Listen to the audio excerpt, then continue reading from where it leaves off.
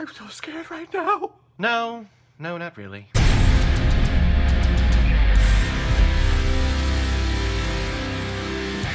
1408, directed by Mikkel Hafstrom, who's behind such films like Derailed, The Right, and Escape Plan. And this film stars John Cusack, Samuel L. Jackson, and Mary McCormick. And this film is, of course, based on the short story written by Stephen King, a man who keeps popping up on this channel recently. John Cusack plays Mike Enslin, who is a cynical, skeptical Arthur who goes around to different haunted hotels to try to disprove them. So when he hears about the haunted 1408 at the Dolphin Hotel in New York City, of course he's gonna jump at the chance. And when he arrives, the Dolphin's manager, Samuel L. Jackson, pleads for him not to go into the room, but he does so anyway. And what follows is a night full of wonderful jump scares and terrible CGI ghosts. So when I first saw this movie, this is back when I first met who would turn out to be my wife, and we were on this really horror film kick. I was introduced to Nightmare on Elm Street, Friday the 13th, The Exorcist, all watched it around this time, around 2008. And I remember after we watched this film back then, I was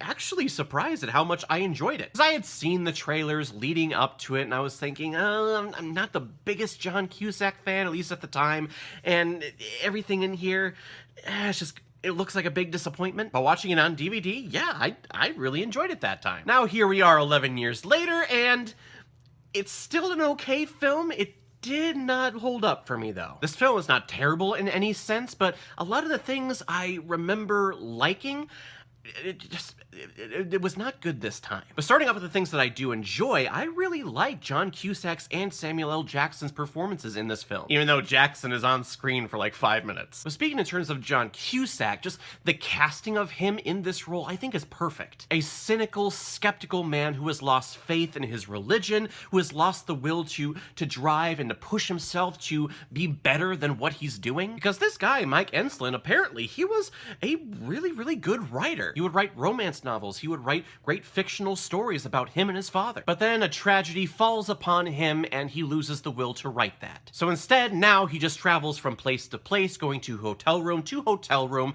that are supposed to be haunted, and he tries to disprove them. And in terms of looks and body of work, when I'm thinking about this character, it just screams John Cusack for me. Of course, I don't know the guy personally. I don't know if he is like this, but looking at him and how he conducts himself, yeah, I could totally buy that he is this sort of cynical person that's lost the drive to do anything grand with his life. That sounded so shitty. But that's something to be said about a writer or any type of artist. If you're not putting your full self into your body of work, other people can tell and they're not going to appreciate it. And they show a great example of that at the beginning of this film when he goes to his book signing and there's maybe 3 people there, maybe 1 that actually wanted to be there. Other people were just there moseying around going, oh, hey, there's a book signing? Okay, let's see who this person is and what they've done. Which I feel bad for any writer or artist who has to go through that. But again, if you're not putting yourself fully into your work, that's gonna happen. People can see through that. Which is why I love doing this YouTube channel. I don't know if you can tell, but I put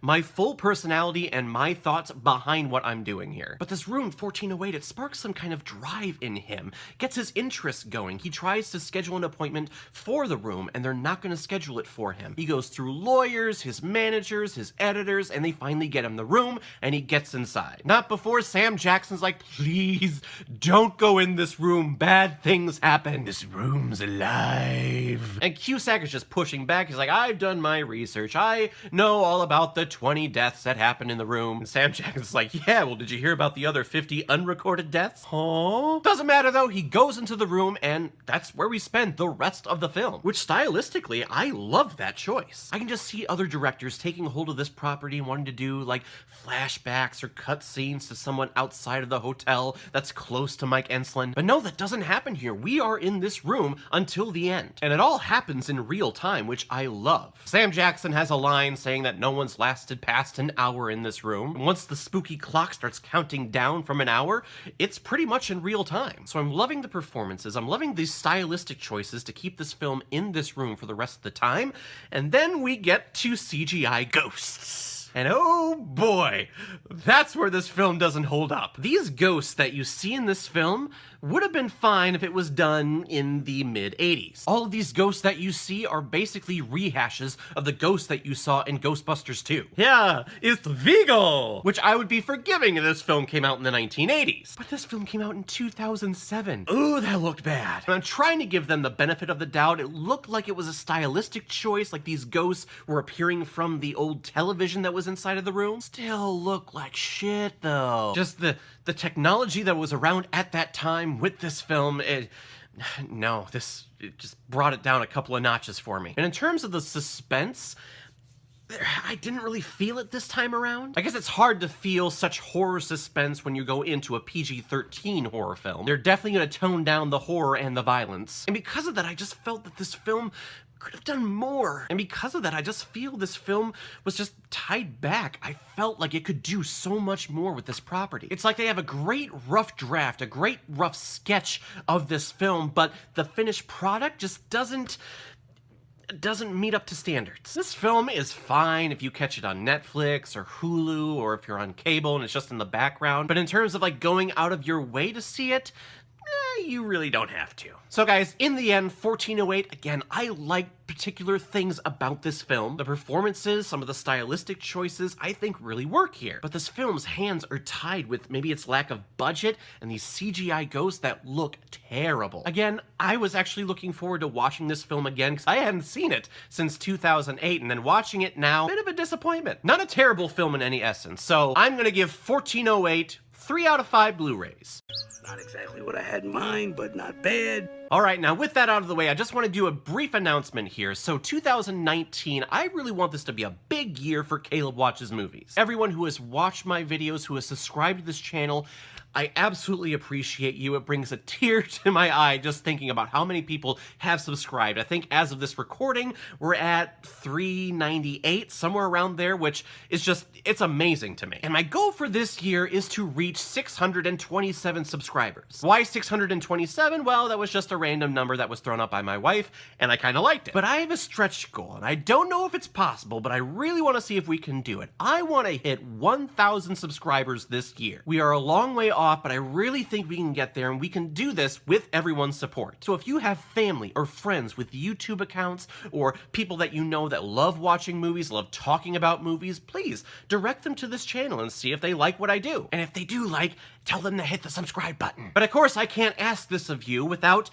giving something back in return. So I have graciously decided that if we hit 1,000 subscribers by the end of this year, by December 31st, 2019, I will watch and review and record myself watching Arachnophobia. Anyone that knows me knows I do not like spiders.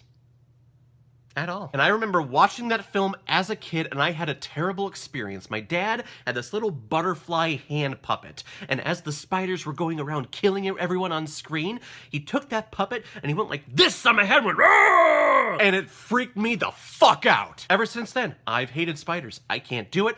Don't like to watch them, never watched films with them in it, besides Spider-Man, of course, because he's a friendly neighborhood spider. But I have never gone back to watch that film because I remember it terrifying me. But I am willing, if we get to 1,000 subscribers, I am willing to watch and record my reactions while watching it, and I'll review it for everyone here. Oh, this is gonna be bad. So please spread the word about Caleb Watches Movies to everyone that you know, friends or family, and we'll see how it looks by the end of this year. But right now comes my favorite part in my video, where I pick which movie I'm gonna be watching next, and my next one comes from a subscriber recommendation. Ethan Turley, you recommended Scott Pilgrim vs. the World, a film that I've only seen once and I haven't gone back to watch it since, and I remember I actually can't remember it at all, to tell you the truth. I don't remember hating it in any essence, but I don't remember anything about it. I know it's directed by Edgar Wright, and I know that Chris Evans and Brandon Routh are in there somewhere. But I know this film has a huge cult following. I think it's based on a comic book series, if I'm correct. Which, as you can tell, I have not read, so I have no basis of knowledge on this property. I'm just gonna go in and watch the film and tell you what I think. So thank you very much, Ethan, for the recommendation. If any one of you have recommendations of films that you want me to review on here, please leave your comment below this video, or go to my Facebook page, my Instagram, or my Twitter. Leave your recommendation there, and if I have access to it, it, I will watch it and review it on here and give you a shout out on the channel. So everyone, have you seen 1408? What did you think about it? Or if you've never seen it before and you stumbled across it because of this video, please comment below, let me know what you thought about it. And when you're done commenting, please like and subscribe to this channel so you know the next time I post my next movie review. Okay everyone, please spread the word. Caleb watches movies. Let's get to 1,000 subscribers so I can watch Arachnophobia. Yay! And I will see you all next time with my review of Scott Pilgrim vs. the World. So in the meantime, be well, be good to each other, and go watch a movie. Take care, guys.